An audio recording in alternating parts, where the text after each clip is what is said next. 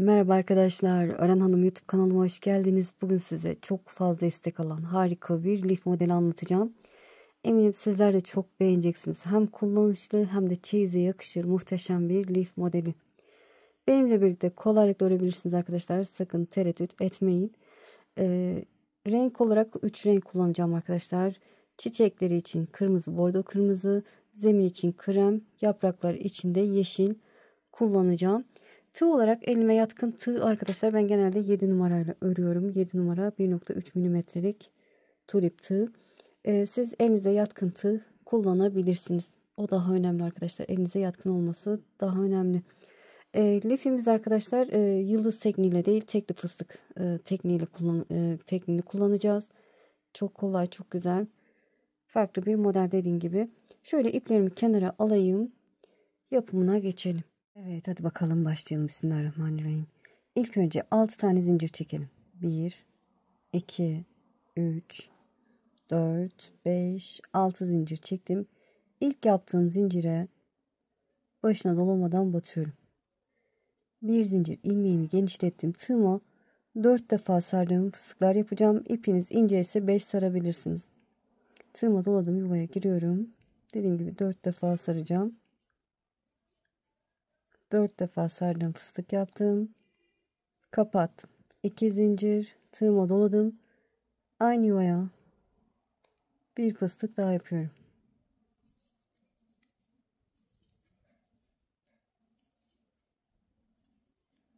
Ve kapatıyorum. 2 zincir, aynı yuvaya 3. fıstığımı yapıyorum. Kapatıyorum. 2 zincir. Evet, 3 fıstık yaptık. 3 tane daha yapalım. Evet, fıstıklarımı 6'ya tamamladım. Son fıstıktan sonra 2 zincir çektim. İlk yaptığım fıstığın tepesine batıyorum. İlmeği aldım, ilmeği içinden geçirdim. Hemen buradaki zincir yuvasına başına dolamadan batıyorum. Bir zincir, ilmeğimi genişlettim. Yuvama tığıma yine 4 defa sardım, fıstık yapıyorum, kapatıyorum. 2 zincir, tığıma doladım, aynı yuvaya bir fıstık daha yapıyorum ve kapatıyorum. Bir zincir, tığıma doladım. Buradaki tekli fıstığın tepesine batarak bir fıstık yapıyorum ve kapatıyorum. Bir zincir, tığıma doladım. Zincir yuvasına bir fıstık yapıyorum, kapatıyorum. 2 zincir, tığıma doladım, aynı yuvaya, yani zincir yuvasına bir fıstık daha yapıyorum ve kapatıyorum. Bir zincir, tığıma doladım. Buradaki sıradaki fıstığın tepesine batarak fıstık yapıyorum ve kapatıyorum. Bir zincir, şöyle göstereyim. Boşluğa batarak 2 fıstık yapıyoruz. Bir de fıstığın tepesine batıyoruz arkadaşlar. Evet, yine göstereceğim. Zincir boşluğuna hemen bir fıstık yapıyorum. Kapattım. 2 zincir, tığıma doladım. Aynı yuvaya bir fıstık daha yapıyorum ve kapatıyorum. Burada bir zincir çekiyorum. Tığıma doladım. Fıstığın tepesine bir fıstık yapıyorum ve kapatıyorum. Bir zincir, tığıma doladım. Zincir boşluğuna 2 fıstık yapacağım. Birinciyi yaptım, kapattım. 2 zincir, ikinciyi batarken 2 zincir çekiyorum ve kapatıyorum. Bir zincir, fıstığın tepesine fıstık yapacağım. Sıram bu şekilde ilerliyor. Sıranın sonuna kadar gelelim.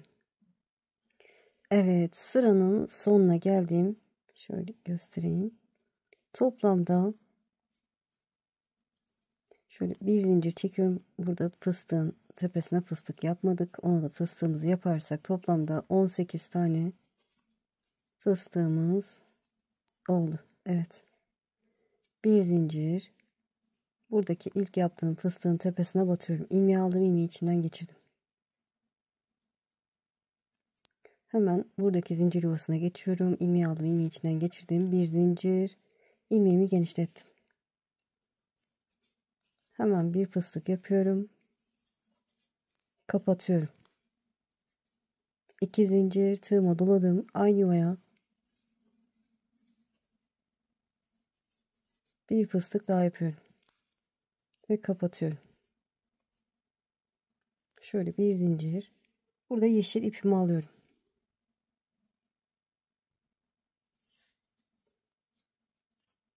Yeşil ipimle şöyle bir zincir çektim. Krem ipimi çektiriyorum. Tığıma doladım. Hemen sıradaki yuvaya krem ipimi araya alacak şekilde bir fıstık yapıyorum ve kapatıyorum. Bir zincir tığıma doladım. Sıradaki yuvaya, yani zincir yuvasına arkadaşlar, bir zincir çektiğimiz yuvaya bir fıstık yapıyorum.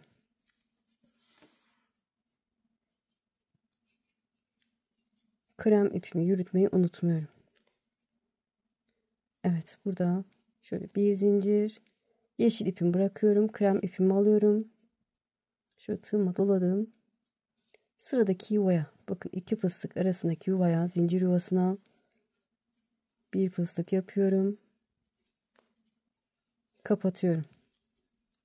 Şöyle yeşil ipimi çektiriyorum arkadaşlar ki sıkılansın. 2 zincir, tığıma doladım. Aynı yuvaya bir fıstık daha yapıyorum. Ve kapatıyorum. Şöyle bir zincir.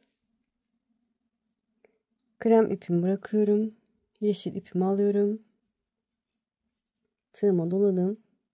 Sıradaki yuvaya, zincir yuvasına bir fıstık. Kapatıyorum. Bir zincir, tığıma doladım. Sıradaki zincir yuvasına bir fıstık daha yapıyorum. Ve kapatıyorum. Bir zincir. Yeşil ipimi bırakıyorum. Krem ipimi alıyorum. İlmeği içinden geçtim. Tığıma doladım.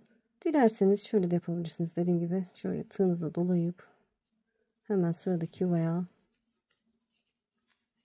bir fıstık ve kapatıyorum. 2 zincir, tığıma doladım. Aynı yuvaya bir fıstık daha yapıyorum. 2 fıstık yaptığımız yuvalara yine 2 fıstık yapıyoruz. Bir zincir. Şöyle göstereyim, bakın.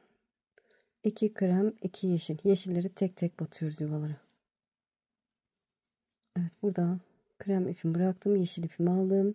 Tığıma doladım. Krem ipimi de yürüteceğim. Hemen sıradaki zincir yuvasına bir fıstık. Kapatıyorum. Bir zincir. Sıradaki zincir yuvasına bir fıstık. Kapatıyorum. Bir zincir, yeşil ipimi bıraktım. Krem ipimi aldım. Tığıma doladım. Sıradaki yuvaya bakın. Çift batmışım altta da.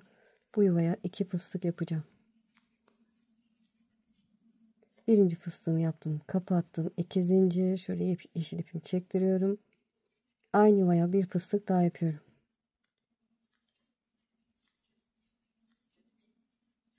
Ve kapatıyorum. Bir zincir. Yeşil ipimi alıyorum. Evet. Sıramız bu şekilde ilerliyor arkadaşlar. Sıranın sonuna kadar gelelim. Evet. Sıranın sonuna geldim. Son olarak 2 tane yeşil fıstığımı yaptım. Şöyle burada yeşil ipimi bırakıyorum. Krem ipimi alıyorum. Şöyle ilmeği içinden geçtim. Buradaki fıstığın tepesine batıyorum. Bakın yeşil ipim üzerinde. İlmeği aldım. İlmeği içinden geçirdim. Buradaki zincir yuvasına başına dolamadan batıyorum. Bir zincir, ilmeğimi genişlettim. Evet. 4. sıraya geçmiş olduk. Hemen buraya krem bir fıstık yapıyorum. Kapatıyorum. 2 zincir, aynı yuvaya bir fıstık daha yapıyorum. Kapatıyorum. Bir zincir, krem ipimi bıraktım, yeşil ipimi aldım, tığıma doladım. Hemen buradaki bakın krem ve yeşil fıstık arasındaki boşluğa girerek bir fıstık yapıyorum ve kapatıyorum. Bir zincir, şöyle krem ipimi çektireyim. Sıradaki iki yeşil fıstık arasındaki yuvaya girerek bir fıstık yapıyorum, kapatıyorum. Bir zincir, tığıma doladım. Sıradaki yeşil ve krem fıstık arasındaki boşluğa girerek bir fıstık daha yapıyorum. Krem ipimi yürütmeyi unutmuyorum. Krem ipimi arada gördüğünüz gibi kapattım. Bir zincir. Yeşil ipimi bıraktım. Krem ipimi aldım.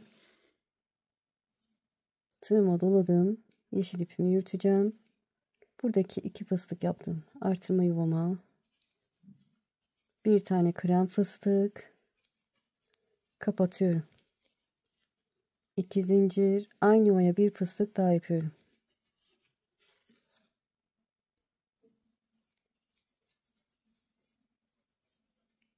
Ve kapatıyorum. Bir zincir. Şöyle yeşil ipimi çektirdim. Krem ipimi bıraktım. Yeşil ipimi alıyorum. Tığıma doladım. Sıradaki bakın krem ve yeşil fıstık arasındaki boşluğa girerek bir fıstık yapıyorum. 3 yeşil 2 krem. Bu sıramızda bu şekilde ilerliyor. Bir zincir. Şöyle krem ipimi çektireyim. Tığıma doladım. 2 yeşil fıstık arasındaki yuvaya girerek fıstık yapıyorum. Krem ipimi arada yürütmeyi unutmuyorum. Bir zincir, sıradaki yeşil ve krem fıstık arasındaki boşluğa bir fıstık. Kapatıyorum. Bir zincir. Evet. Burada da 3 yeşil fıstığım oldu. Yeşil ipimi bıraktım. Şöyle krem ipimi alıyorum. Tığıma doladım. Sıradaki zincir yuvasına bir fıstık kapatıyorum. 2 zincir, aynı yuvaya bir fıstık daha yapıyorum. Evet, köşeme ikinci fıstığımı yapıyorum. Bir altta olduğu gibi kapattım. Bir zincir, yeşil ipimi bıraktım. Pardon, krem ipimi bıraktım. Yeşil ipimi aldım. Tığıma doladım. Krem ve yeşil fıstık arasındaki boşluğa bir fıstık. 3 yeşil, 2 krem. Bir zincir. Evet, sıram bu şekilde ilerliyor arkadaşlar. Gördüğünüz gibi krem fıstıkları aynı yuvaya batıyorum. Arada 2 zincir, diğerlerinde birer zincir çekiyorum. Sıranın sonuna kadar gelelim. Evet, 4. sıranın da sonuna geldim. Son olarak 3 tane yeşil fıstığımı yaptım. Burada yeşil ipimi en son bir zincir çektim. Krem ipimi aldım. Şöyle krem ipimle ilk yaptığım, bakın bu sıradaki ilk yaptığım fıstığın tepesine batıyorum. İlmeği aldım. İlmeği içinden geçirdim. Şöyle bir zincir çektim. Zincir yuvasına geçiyorum. Yeşil ipimi üste. Başına dolamadan batıyorum. Bir zincir. İlmeğimi genişlettim. Hemen buraya bir fıstık kapatıyorum. 2 zincir. Aynı yuvaya bir fıstık daha yapıyorum. Ve kapatıyorum. Bir zincir. Evet, ne yaptık? Yeşil ipimizde bakın. Bir alt sırada değil, iki alt sırada 2 tane yeşil fıstığım vardı. Sonraki sırada 3 yeşil fıstığım. Şimdi bu sırada 2 tane olacak. 2'ye düşüreceğiz ama krem ipimle sıradaki yuvaya, yani krem ve yeşil fıstık arasına bir tane krem fıstık yapıyorum. Ve kapatıyorum. Şöyle bir zincir çektikten sonra krem ipimi bıraktım. Yeşil ipimi aldım. Sıradaki tığıma doladıktan sonra sıradaki 2 yeşil fıstık arasındaki yuvaya bir fıstık kapatıyorum. Bir zincir, tığıma doladım, sıradaki yuvaya Bir fıstık daha yapıyorum. Bir zincir. Evet. 2 tane yaptık. Bir zincir çektik. Yeşil ipimi bırakıyorum. Krem ipimi alıyorum. Tığıma doladım. Sıradaki yuvaya, yani yeşil ve krem fıstık arasındaki yuvaya bir tane krem fıstık yapıyorum. Ve kapatıyorum. Bir zincir. Tığıma doladım. Sıradaki 2 fıstık arasındaki yuvama 2 fıstık yapacağım. Köşem oluyor. Evet, bir fıstık yaptım, kapattım. 2 zincir. Aynı yuvaya bir fıstık daha yapıyorum. Ve kapatıyorum. Bir zincir. Tığıma doladım. Sıradaki yuvaya yeşil krem ve yeşil fıstık arasındaki yuvaya bir fıstık yapıyorum. Yeşil ipimi yürütmeyi unutmuyorum. Ve kapatıyorum. Bir zincir. Evet. Bu sırada ne yapıyoruz? 4 tane krem, 2 yeşil. 4 krem, 2 yeşil. O şekilde ilerliyoruz. Krem ipimi bıraktım. Yeşil ipimi aldım. Tığıma doladım. Sıradaki yuvaya yeşil fıstık. Kapatıyorum. Bir zincir. Tığıma doladım. Sıradaki yuvaya yeşil fıstık. Evet, yapraklarımızı oluşturuyoruz. Kapattım. Bir zincir. Krem ipimi şöyle çektirip alıyorum. Tığıma doladım. Sıradaki yuvaya krem fıstık yapıyorum. Kapatıyorum. Bir zincir. Köşeye geldim. Köşeme bir fıstık.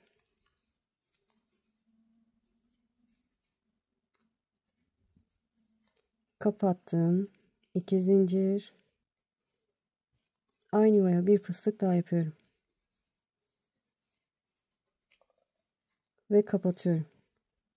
Bir zincir. Sıradaki yuvaya krem fıstık yapıyorum. Kapattım. Bir zincir. Evet, 4 tane fıstıktan sonra krem ipimi bıraktım. Yeşil ipimi aldım.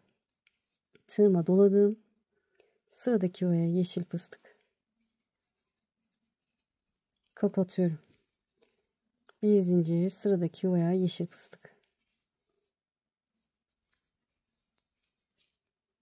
Kapatıyorum. Bir zincir. Krem ipimi alıyorum. Evet, şöyle. 4 krem 2 yeşil, 4 krem 2 yeşil şeklinde ilerliyor. Sıranın sonuna kadar gelelim. 5. sıranın da sonuna yaklaştım. Sonra 2 tane yeşil fıstığımı yaptım. Burada yeşil ipimi bırakıyorum. Krem ipimi aldım. Hemen yeşil ve krem fıstık arasındaki yuvaya krem fıstığımı yapıyorum. Ve kapatıyorum. Yeşil ipimi çektirdim. Bir zincir. Bu sıradaki ilk yaptığım fıstığın tepesine bakın. Yeşil ipimi de üzerine aldım. Başına dolamadan batıyorum. Sonra sıradaki zincir yuvasına başına dolamadan batıyorum. Bir zincir. İlmeğimi genişlettim. Hemen buraya bir fıstık. Kapattım. 2 zincir. Köşe olduğu için aynı yere bir fıstık daha yapıyorum.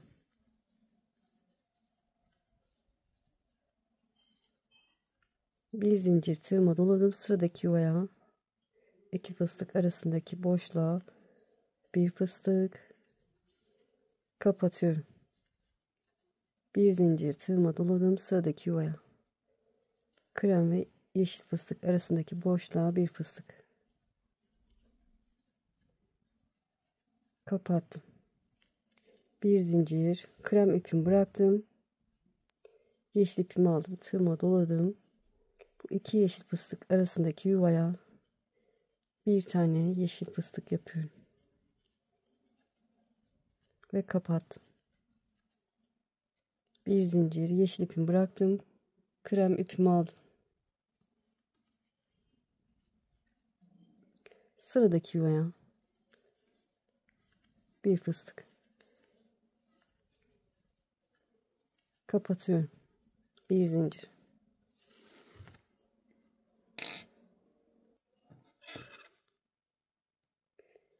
Evet. Sıradaki yuvaya yine krem fıstık yapıyorum. Bir zincir, köşeye geldim. Yeşil ipimde yürütmeyi unutmuyorum. Gördüğünüz gibi hemen buraya bir fıstık kapattım. 2 zincir, aynı yuvaya bir fıstık daha yapıyorum. Kapattım, bir zincir, sıradaki yuvaya bir fıstık. Bir zincir, sıradaki yuvaya krem ipimle bir fıstık daha yapıyorum. Bir zincir, krem ipimi bıraktım, yeşil ipimi aldım, tığıma doladım. 2 yeşil fıstık arasına bir fıstık yapıyoruz.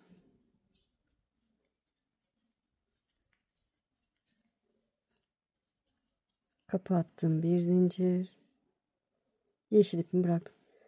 Evet, şöyle göstereyim. Yaprağımız 2 ile başladık. 2, 3, tekrar 2, 1 olana kadar eksilttik. Yani yaprağımızı tamamladık. Tığıma doladım. Sıradaki yuvaya krem fıstık. Kapatıyorum. Bir zincir. Bu sıramız şöyle anlatayım arkadaşlar. Bir yeşil, 3, 6 krem. Bir yeşil, 6 krem. O şekilde ilerliyor. Artık bilirsiniz. Çift battığımız yuvalara çift batıyoruz. Köşelerimize çift batıyoruz. Orayı karıştırmayın arkadaşlar. Sıranın sonunda da mutlaka şöyle şuraya batmayı unutmuyoruz. Onu da gösteriyorum zaten. Sıranın sonuna kadar gelelim. Evet, sıranın sonuna yaklaştım. Sonra yeşil fıstığımı yaptım. Bir tane burada. Bir zincir çektikten sonra yeşil ipimi kesiyorum. Evet, şöyle krem ipimi aldım. Şöyle şuradan girip ilmek çıkardım. Tığıma doladım. Hemen sıradaki yuvaya fıstık yapıyorum.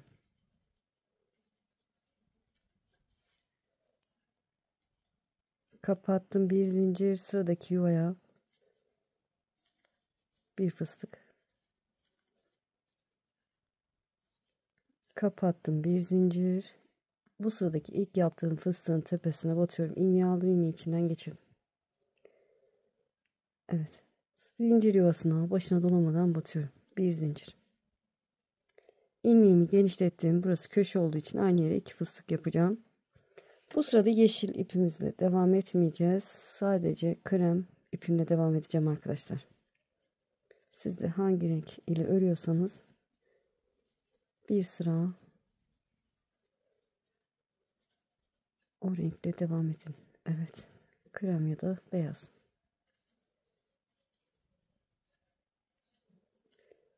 Evet, her yuvaya bir fıstık yaparak ilerliyorum. Bir zincir, sıradaki yuvaya krem fıstık. Bir zincir, sıradaki yuvaya krem fıstık.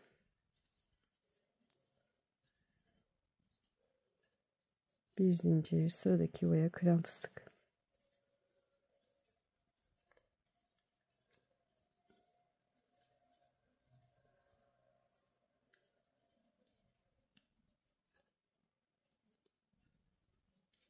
Evet, köşeye geldim. Yine köşemize 2 fıstık yapmayı unutmuyoruz. 2 zincir, aynı yuvaya bir fıstık daha yapıyorum. Kapattım, bir zincir. Şöyle göstereyim, bakın bu şekilde. 2 fıstık arasındaki tekli fıstıklarım 3, 6 tane gördüğünüz gibi. Bu sıramız bu şekilde ilerliyor. Sıramızı tamamlayalım. Evet, sıramı tamamladım arkadaşlar. Sıranın sonundayım. En son bir zincir çektim. Bu sıradaki ilk yaptığım fıstığın tepesine batıyorum. İlmeği aldım, ilmeği içinden geçirdim. Buradaki zincir yuvasına başına dolamadan batıyorum. Burada yeşil ipimi alıyorum. Şöyle yeşil ipimi aldım. Bu ilmeği içinden geçtim. Yuvaya başına dolamadan batıyorum. Bir zincir. İlmeğimi genişlettim. Bakın, köşemize, 2 fıstık yaptığımız köşemize yeşil ipimle 2 fıstık yapacağım. Birinciyi yaptım, kapattım, 2 zincir, aynı yuvaya bir fıstık daha yapıyorum.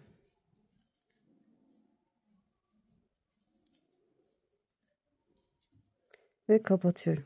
Bir zincir. Evet. Gördüğünüz gibi 2 tane fıstık yaptım. Yeşil ipimi bıraktım. Krem ipimi aldım. Tığıma doladım. Sıradaki yuvaya, zincir yuvasına krem ipimle bir fıstık yapıyorum. Bu sırada köşedeki 2 fıstıklarımızı yeşil ipimizle yapacağız. Evet, sıradaki yuvaya krem fıstık yapıyorum. Kapatıyorum. Bir zincir, sıradaki yuvaya krem fıstık yapıyorum. Kapattım, bir zincir. Yeşil ipimi yürütüyorum.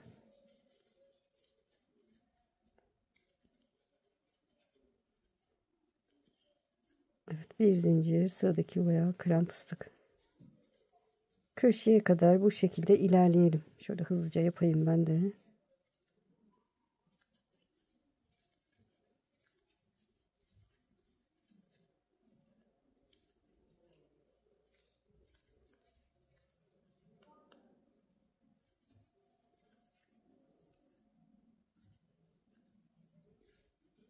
Evet, gördüğünüz gibi köşeye kadar geldim. Şöyle göstereyim.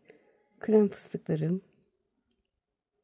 Şu ipi sonra keseceğim. 1, 2, 3, 4, 5, 6, 7 tane olmuş.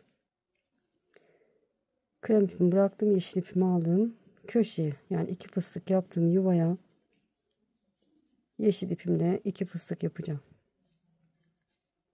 Birinciyi yaptım. Kapattım. 2 zincir. Aynı yuvaya ikinciyi yapıyorum. Ve kapatıyorum. Bir zincir. Krem ipimi bıraktım. Pardon, yeşil ipimi bıraktım. Krem ipimi aldım. Sıradaki yuvaya krem fıstık yapıyorum. 7 krem, 2 yeşil. Yeşillerimizi dediğim gibi köşemize yapıyoruz. Çift battığımız yuvalara yapıyoruz. Bu şekilde.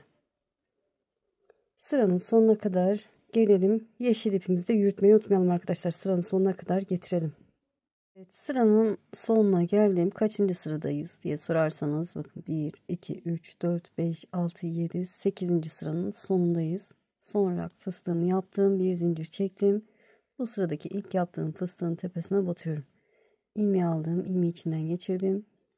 Şöyle burada bir zincir çekip krem ipimi bırakıyorum. Yeşil ipimi alıyorum. Şöyle ilmeğin içinden geçip bu yuvaya başına dolamadan batıyorum. Bir zincir ilmeğimi genişlettim. Hemen buraya bir fıstık yapıyorum. Ve kapatıyorum. 2 zincir köşe olduğu için aynı yuvaya bir fıstık daha yapıyorum.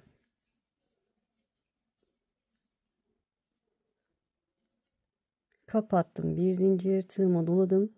Sıradaki yuvaya yeşil ve krem fıstık arasındaki boşluğa yeşil ipimle bir fıstık daha yapıyorum. Kapattım. Bir zincir yeşil ipimi bıraktım. Krem ipimi aldım. Tığıma doladım. Sıradaki yuvaya krem fıstık. Yeşil ipimi yürütüyorum. Kapattım. Bir zincir sıradaki yuvaya krem fıstık.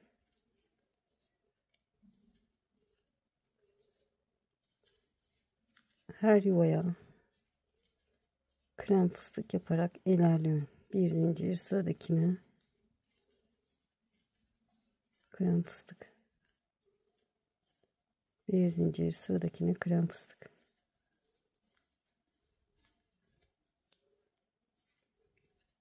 Bir zincir sıradakine krem fıstık.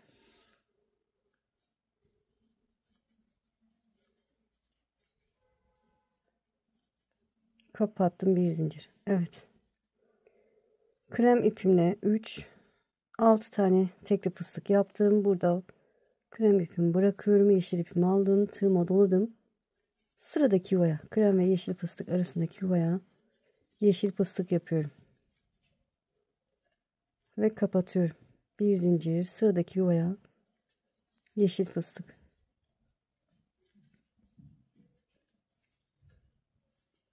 Kapattım. 2 zincir.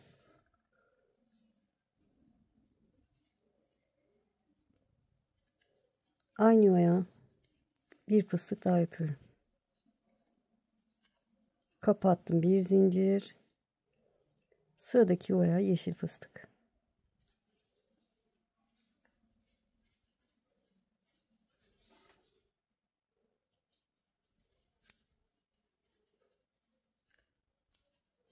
Kapattım. Bir zincir. Evet. Gördüğünüz gibi 4 tane yeşil fıstık yaptık. Yeşil ipimi bıraktım. Krem ipimi aldım. Tığıma doladım. Sıradaki yuvaya krem fıstık yapıyorum. Ve kapatıyorum. Bir zincir. Evet, bu sıramız 4 yeşil 6 krem. 4 yeşil 6 krem şeklinde ilerliyor. Köşeleri yine gördüğünüz gibi 2 batıyoruz yeşil ipimizle. Sıranın sonuna kadar gelelim. Sonra yeşil fıstığımızı yapacağız. O şekilde bitireceğiz. Evet, bu sıranın da sonuna geldim. Sonra yeşil fıstığımı yaptım. Bir zincir çektim. Bu sıradaki ilk yaptığım fıstığın tepesine batıyorum. Bakın, krem ipimi onun üzerine aldım. Batıyorum, ilmeği aldım. İlmeği içinden geçirdim. Şöyle yuvaya başına dolamadan batıyorum. Burada kırmızı ipimi alıyorum. Şöyle. İlmeği içinden geçtim. Yuvama başına dolamadan batıyorum. Bir zincir. Evet, ilmeğimi genişlettim. Hemen buraya bir fıstık yapıyorum. Kapattım. 2 zincir, tığıma doladım. Aynı yuvaya bir fıstık daha yapıyorum. Ve kapatıyorum. Bir zincir, tığıma doladım. Sıradaki yuvaya bakın. Buraya bir fıstık yapıyorum. Kapattım, bir zincir. Kırmızı ipimi bırakıyorum. Yeşil ipimi alıyorum. Tığıma doladım. Sıradaki yeşil ve krem fıstık arasındaki boşluğa, yuvaya bir tane yeşil fıstık yapıyorum.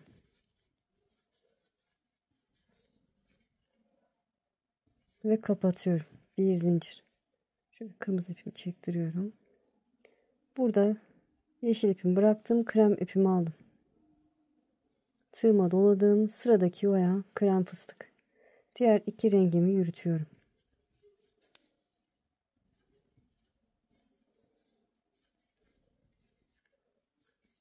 Kapattım. Bir zincir. Sıradaki yuvaya krem fıstık.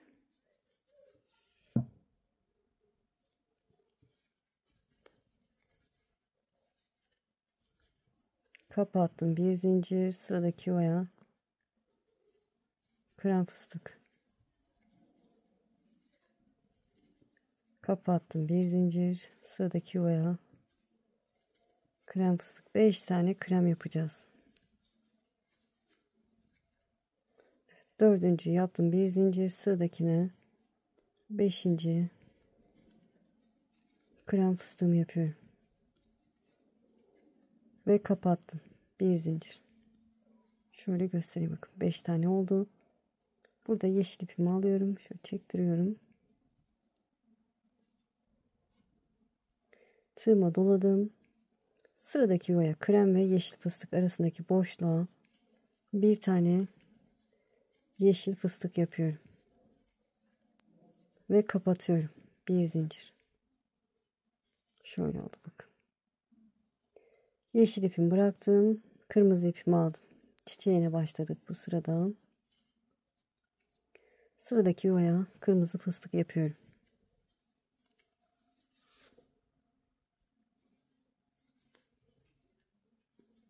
Kapattım, bir zincir. Sıradaki köşemize 2 fıstık arasına 2 fıstık yapacağım. Şimdi birinciyi yapıyorum, kapatıyorum. 2 zincir, aynı yuvaya bir fıstık daha yapıyorum.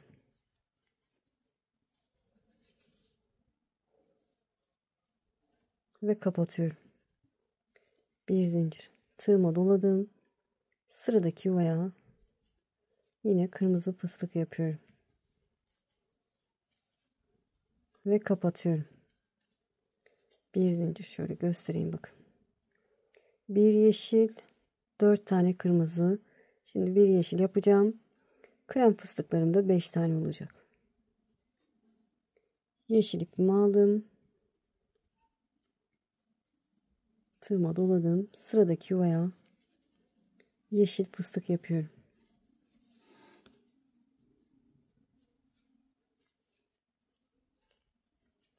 Ve kapatıyorum. Bir zincir. Burada krem ipimi alıyorum. Tığıma doladım. Sıradaki yuvaya krem fıstık. 5 tane krem fıstık yapıyoruz. Bir zincir, sıradakini ikinci yapıyorum.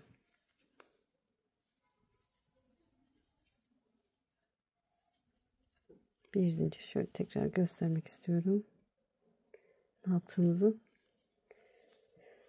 Evet, bu sıra bu şekilde ilerliyor. Dediğim gibi 5 kremden sonra bir yeşil, 4 kırmızı yapacaksınız. Sonra bir yeşil, 5 krem.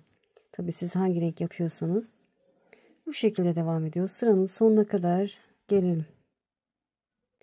Evet, bu sıranın da sonuna geldim. Şöyle kaçıncı sıradayız diye sorarsanız 1, 2, 3, 4, 5, 6, 7, 8, 9, 10. sırayı bitirmek üzereyiz. Sonraki bir yeşil, bir tane de kırmızı fıstık yaptım. Kırmızı ipimde bakın, alttan 2 ipimi fıstığımın üzerine koyuyorum. Buraya başına dolamadan batıyorum.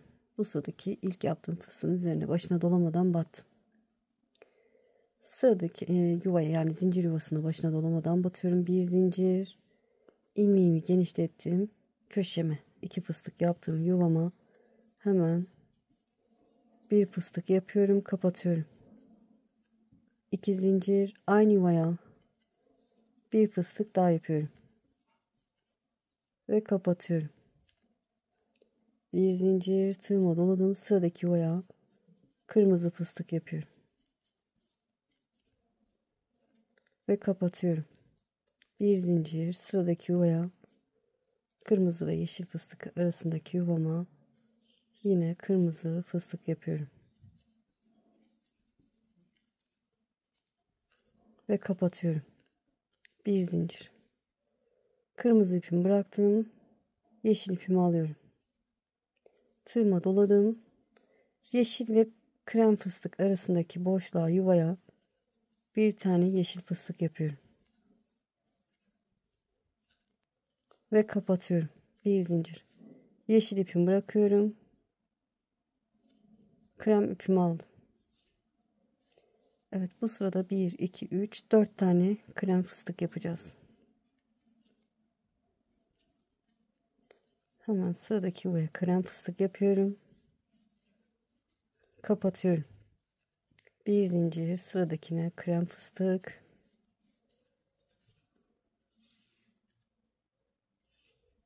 şöyle ipimi düzelteyim.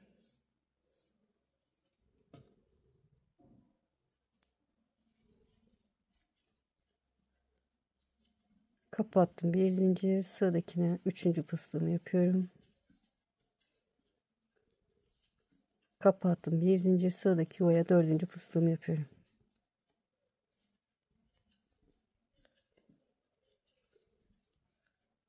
Ve kapatıyorum. Bir zincir. Evet, 4 fıstıktan sonra krem ipimi bıraktım.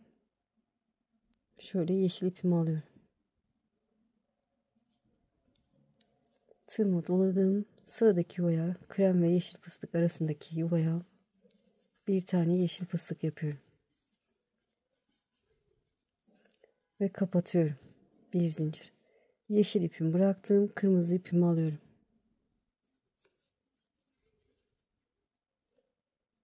Tığıma doladım. Sıradaki yuvaya kırmızı fıstık. Bu sırada kırmızı fıstıklarımız 6 tane olacak. Kapattım. Bir zincir, sıradaki yuvaya kırmızı fıstık yapıyorum.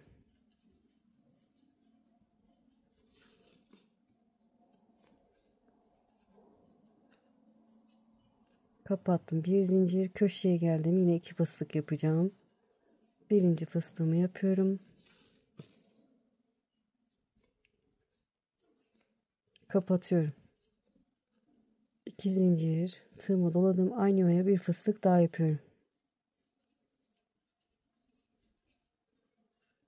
Ve kapatıyorum. Bir zincir. Şöyle göstereyim bakın.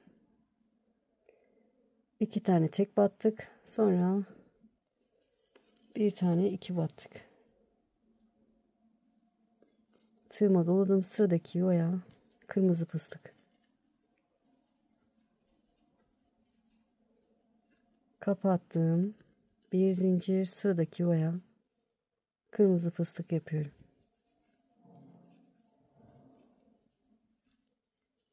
Kapattım. Bir zincir. Evet.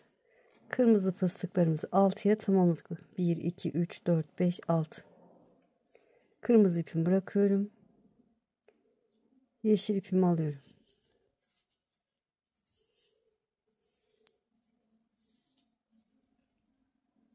Yeşil ipimle bir tane fıstık yapıyorum. Sıradaki yuvaya.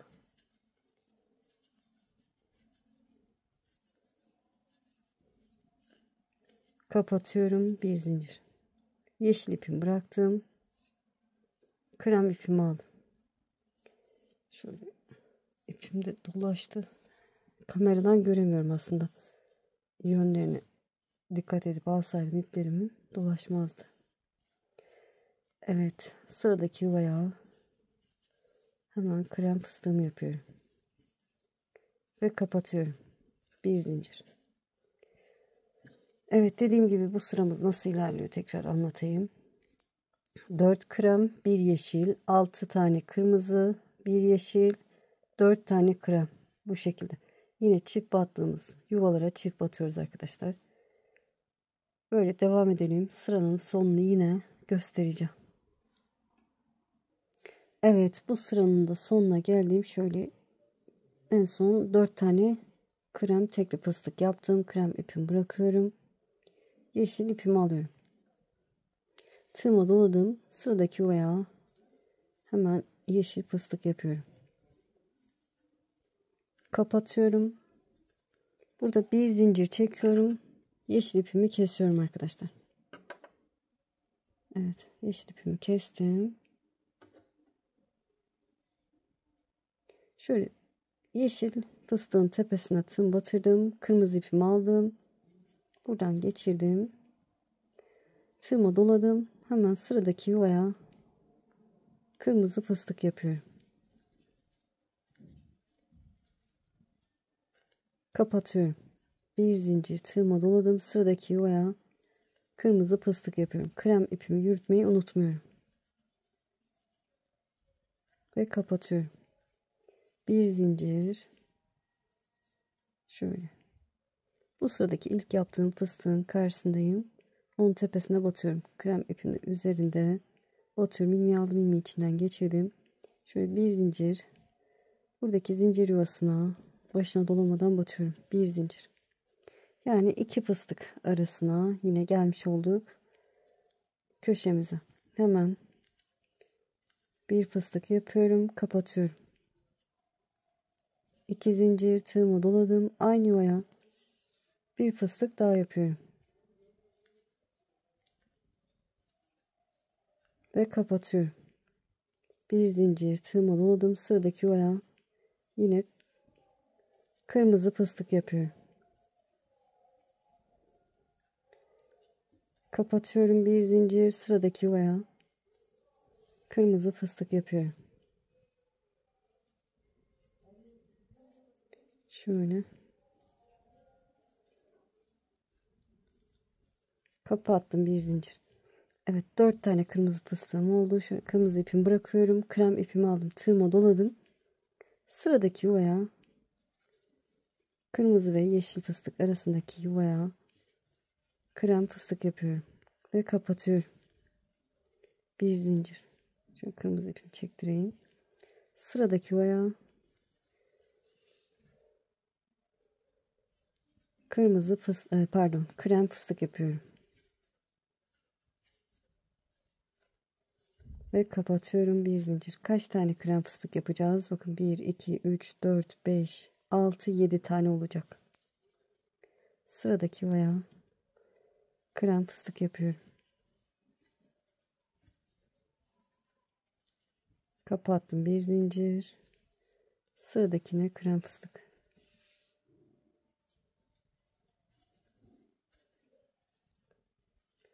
Kapattım, bir zincir. Sıradaki yuvaya krem fıstık.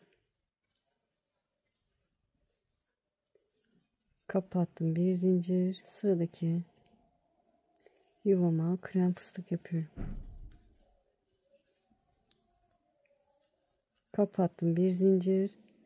Sıradaki yeşil ve kırmızı fıstık arasındaki yuvaya da krem fıstık yapıyorum. Ve kapatıyorum, bir zincir. Evet, 3, 6, 7 tane krem fıstık yaptık. Burada krem ipimi bırakıyorum. Kırmızı ipimi alıyorum. Tığıma doladım. Sıradaki yuvaya kırmızı fıstık yapıyorum. Kapattım, bir zincir. Sıradaki yuvaya kırmızı fıstık. Evet, kırmızı fıstığımı yapıyorum. Kapattım. İkinci fıstığımı yaptım. Kırmızı fıstığımı, bir zincir. Sıradaki yuvaya köşeye geldim. Köşeye 2 fıstık yapacağım. Birinciyi yaptım. Kapattım. 2 zincir. Aynı yuvaya ikinciyi yapıyorum.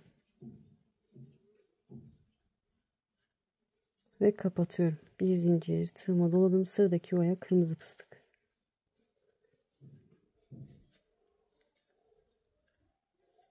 Kapattım. Bir zincir. Sıradaki yuvaya kırmızı fıstık. 6 tane kırmızı fıstık yapmış olduk. Kapattım, bir zincir. Şöyle göstereyim, bakın. 3, 6. Kırmızı ipimi bıraktım. Krem ipimi aldım. Tığıma doladım. Sıradaki kırmızı ve yeşil fıstık arasındaki yuvaya krem fıstık yapıyorum. Kapatıyorum. Bir zincir. Sıradaki yuvaya krem fıstık.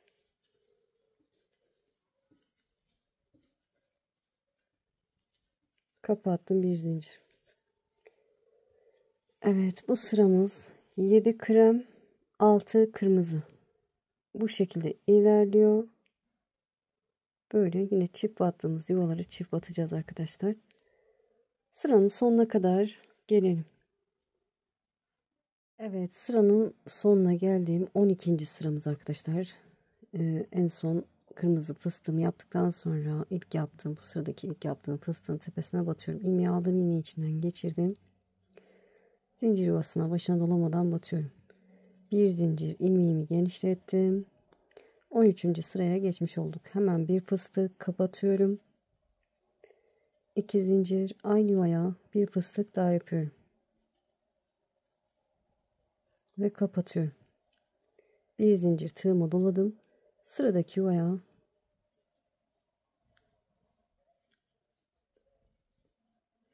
bir fıstık yapıyorum. Kapatıyorum. Bir zincir. Burada kırmızı ipimi bırakıyorum. Krem ipimi alıyorum. Tığıma doladım. Sıradaki yuvaya bir fıstık yapıyorum. Kapatıyorum. Bir zincir. Evet, sıradaki yuvaya krem fıstık yapıyorum.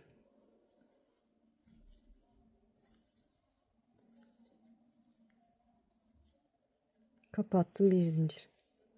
Evet, krem ipimle 10 tane tekli fıstık yapacağım arkadaşlar. 10 tane tekli fıstık yapalım. Sonrasını göstereceğim.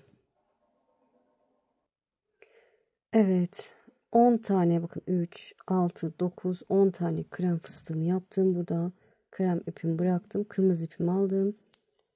Sıradaki yuvaya kırmızı fıstık yapıyorum. Kapattım, bir zincir. Sıradaki yuvaya, bakın köşeye denk geliyor. 2 fıstık yapacağım. Birinciyi yapıyorum. Kapattım, 2 zincir. Aynı yuvaya bir fıstık daha yapıyorum. Ve kapatıyorum. Bir zincir. Tığıma doladım. Sıradaki yuvaya kırmızı fıstık yapıyorum.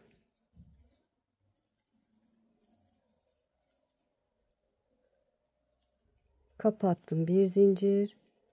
Kırmızı ipimi bırakıyorum. Krem ipimi alıyorum. Tığıma doladığım sıradaki yuvaya krem fıstık. Kapatıyorum. Bir zincir, sıradaki yuvaya krem fıstık olacak. Evet, bu sıramız 10 tane krem, 4 tane kırmızı. Çift battığımız yerlere yine çift batıyoruz arkadaşlar. Bu şekilde devam ediyor. Sıranın sonuna kadar gelelim. Evet, sıranın sonuna geldiğim şöyle sonra bir tane kırmızı fıstığımı yaptım. Burada da 4 tane fıstığım olmuş oldu. Krem ipimi yukarıya alıyorum. Şöyle bu sıradaki ilk yaptığım fıstığın tepesine batıyorum. İlmeği aldım, ilmeği içinden geçirdim. Bir zincir tekrar. Evet, burada ipimizi keselim arkadaşlar. Bu renkli işimiz bitti. Hatta bir zincir daha çekiyorum. İpimi kesiyorum. Evet. Bu sırada sadece krem ile fıstık yapacağım. Hemen bu yuvaya arkadaşlar zincir yuvasına batıyorum. İlmeğimi aldım. İlmeğimi genişlettim. Buraya bir fıstık yapıyorum. Kapattım. 2 zincir. Aynı yuvaya bir fıstık daha yapıyorum. Evet, bu sıramı krem ipimle yapacağım. Bir zincir. Tığımı doladım. Sıradaki yuvaya fıstık yapıyorum. Köşeye 2 fıstık yaparak başladık. Sonra her yuvaya bir fıstık yapıyorum.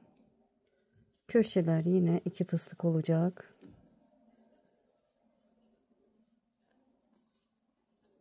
Bir zincir, sıradaki yuvaya fıstık yapıyorum.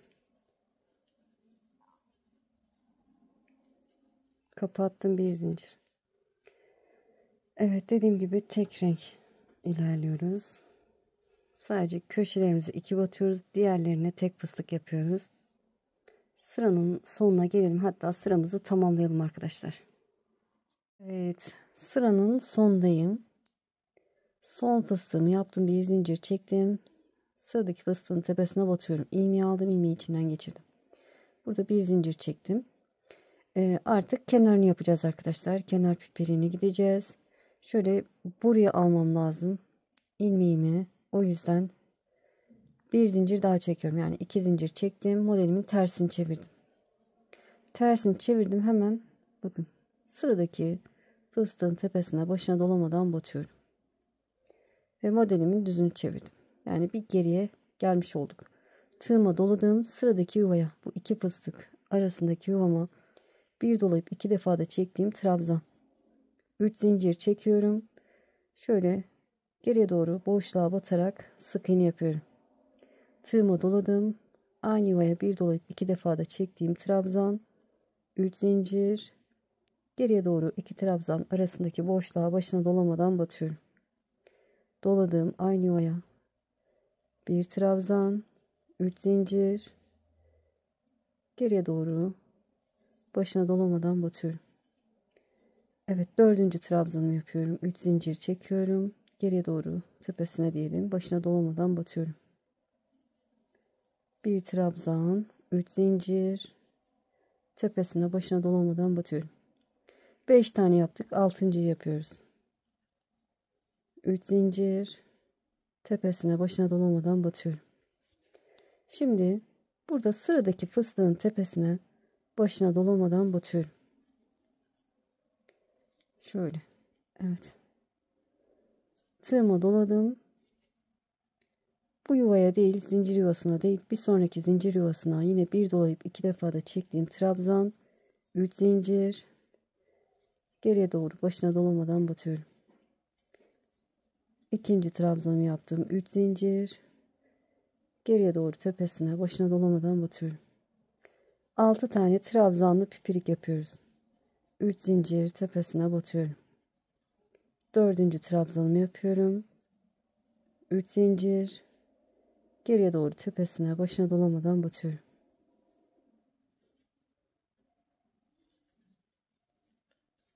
Evet, 5. trabzan, 3 zincir tepesine geriye doğru başına dolamadan batıyorum.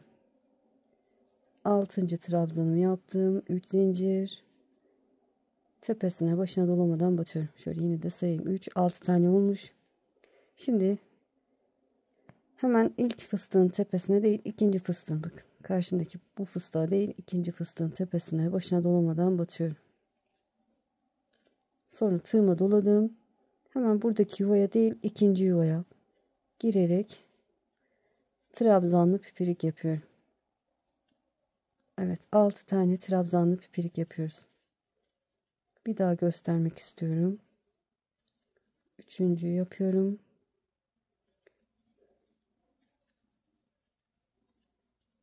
Üç zincir tepesine batıyorum. 4 5 ve 6. 3 zincir tepesine batıyorum. 6'yı tamamladıktan sonra hemen bu fıstığa değil, ondan sonraki fıstığın tepesine başına dolamadan batıyorum. Tığıma doladım. İlk zincir yuvasına değil, ikinci zincir yuvasına yine 6 tane trabzanlı pipirik yapıyorum. Evet. Son olarak kenarım bu şekilde ilerliyor arkadaşlar. Sıranın sonuna kadar gelelim. Evet, etrafının da sonuna geldim. Son pipirimi yaptıktan sonra şöyle ilk başladığım yere başına dolamadan batıyorum. Bir zincir çektim. İpimi biraz uzun bırakıp kesiyorum ki arkada saklayayım. Şöyle tersini çeviriyorum. Arkadan şöyle ilmek alıp bir zincir çekiyorum ve biraz yürütüp fazlasını kesiyorum. Evet, bu aşamayı tamamladık arkadaşlar. Şimdi çiçeklerimizin sapını yapacağız. Yeşil ipimi alıyorum.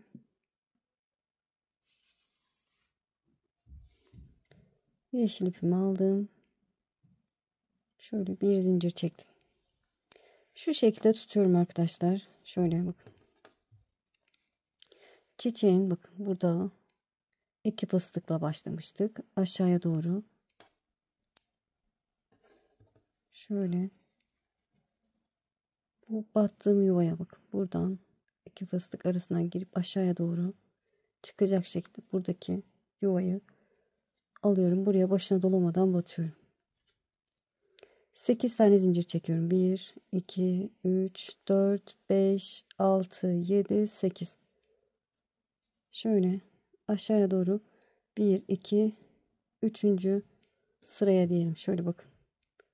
8 zincirden sonra 1, 2, 3. yuvaya şuraya bakın. Buradan girip aşağıya doğru bu şekilde girerek sık iğne yapacağım. Şöyle. Yine 8 tane zincir çekiyorum. 1, 2, 3, 4, 5, 6, 7, 8. Kasıyorsa 9'da çekebilirsiniz. Şimdi yine aşağıya doğru bakın. 2 fıstık yuvalarından aşağıya doğru bakın. 1, 2, 3. yuvaya. Şöyle şuradan girip şu şekilde çıkacak şekilde sık iğne yapıyorum. 1, 2, 3, 4 zincir. Şöyle göstereyim arkadaşlar. Kasma olduysa zincir sayısını fazla tutabilirsiniz. Gayet benimki ideal oldu. Böyle. Evet, 4 zincir çektim.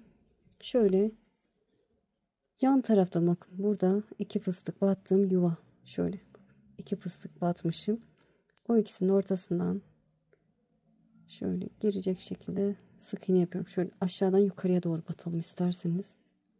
Şöyle daha iyi olur. Çünkü yukarıya doğru gideceğiz. Sonra yine 8 tane zincir çekiyorum. 1, 2, 3, 4, 5, 6, 7, 8.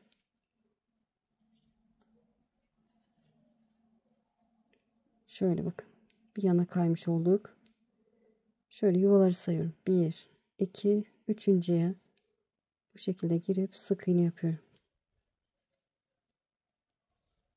Yine 8 tane zincir. 2, 3, 4, 5, 6, 7, 8. Şöyle bakın. 1, 2, 3. Şu zaten 2 yeşil fıstık arasındaki yuvaya denk geliyor. Buraya da başına dolamadan batıyorum. Bir zincir. Dilerseniz arkadaşlar modelde şöyle tutayım. Sık iğne yapılmıştı ama bu şekilde daha güzel duruyor sanki. Ben böyle yapacağım. Böyle tercih ediyorum. Evet, şöyle ipimi kesiyorum.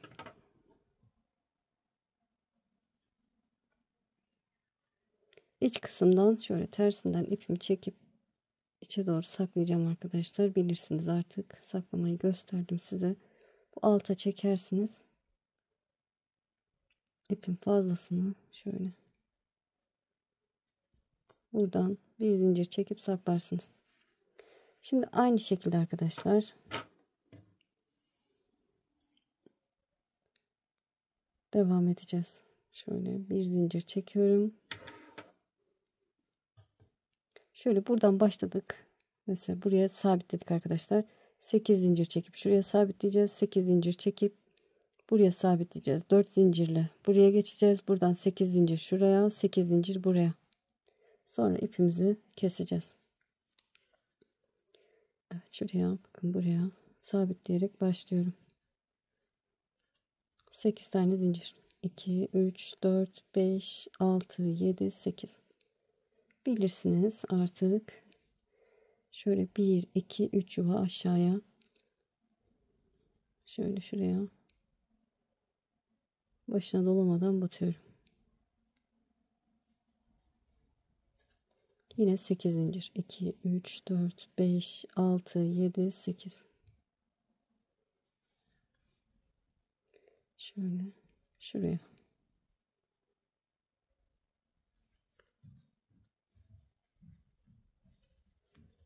Bir, iki, üç, dört. Elimi geniş tutuyorum. Yan tarafa kayıyorum. Şuraya bakın. Şöyle iki fıstık arasına. Aşağıdan yukarıya doğru da batabilirsiniz. 8 zincir. 1, 2, 3, 4, 5, 6, 7, 8. Yukarıya doğru bakın. 1, 2, 3. yuva. 8 zincir. 2, 3, 4, 5, 6, 7, 8. Şöyle.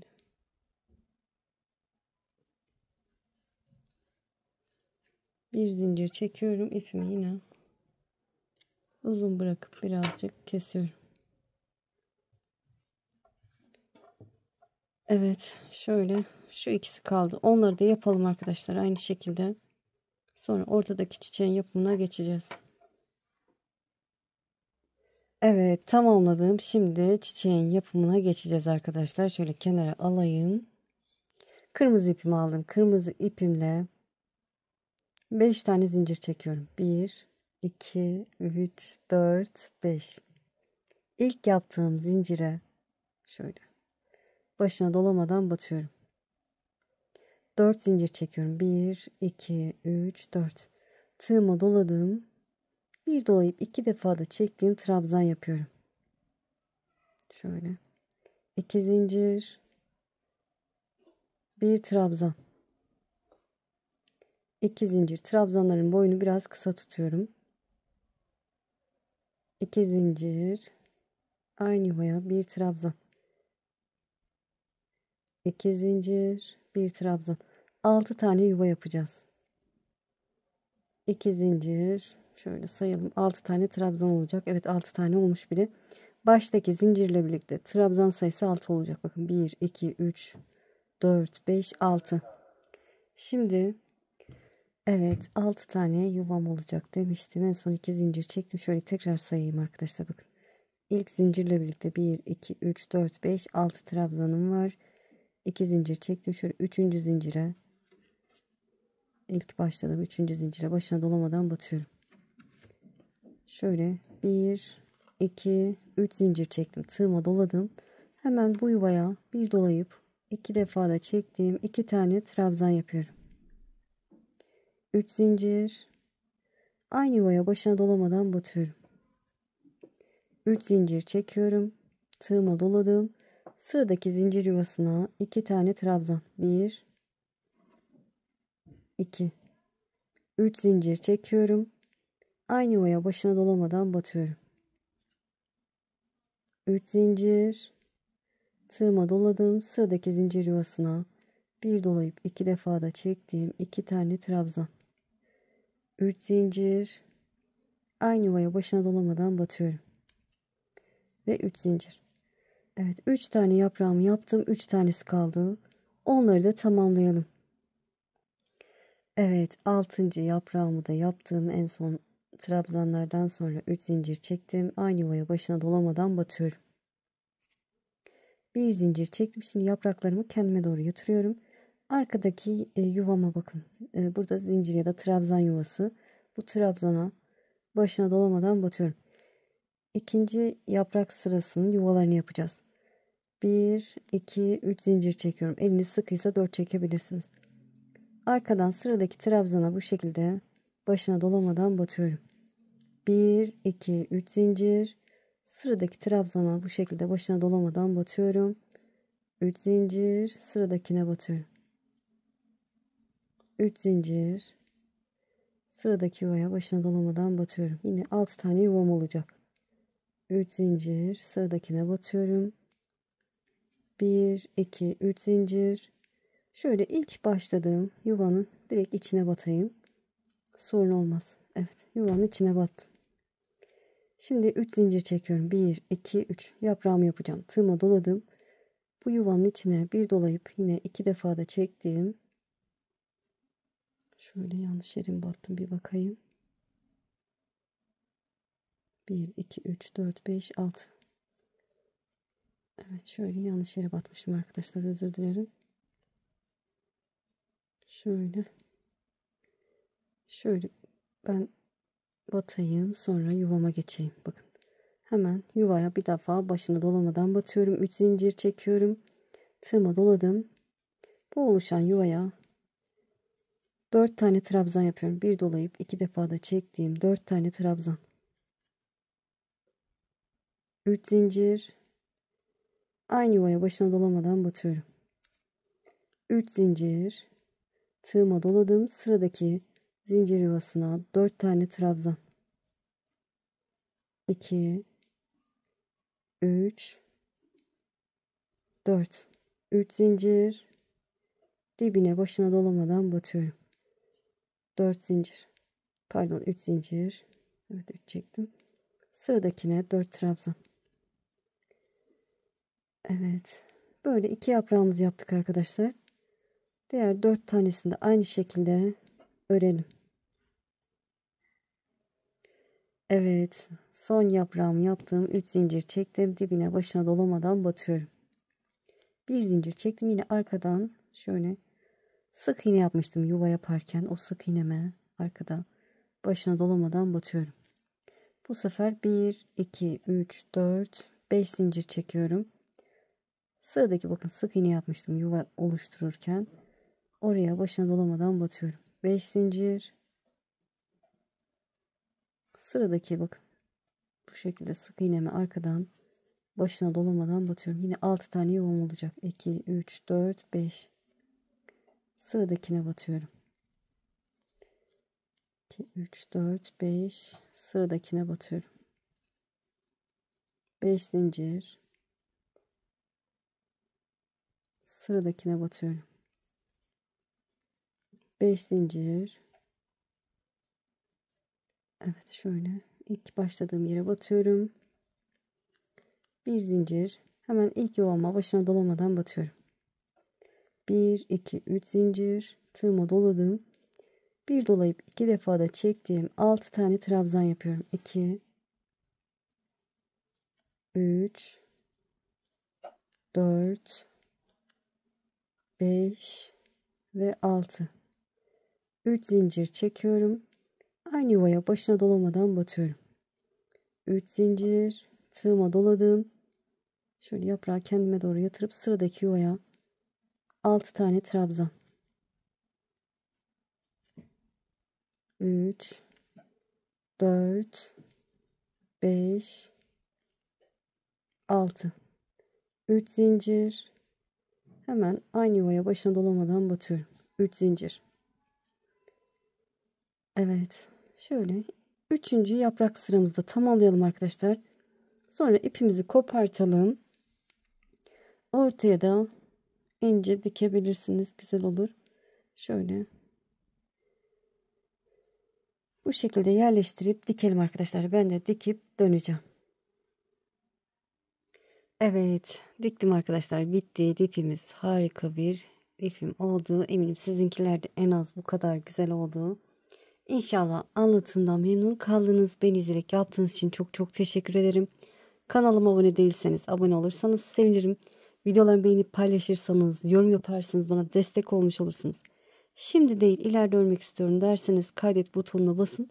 Daha sonra kaydettiğiniz videolar arasında bulabilirsiniz. Sizi çok seviyorum.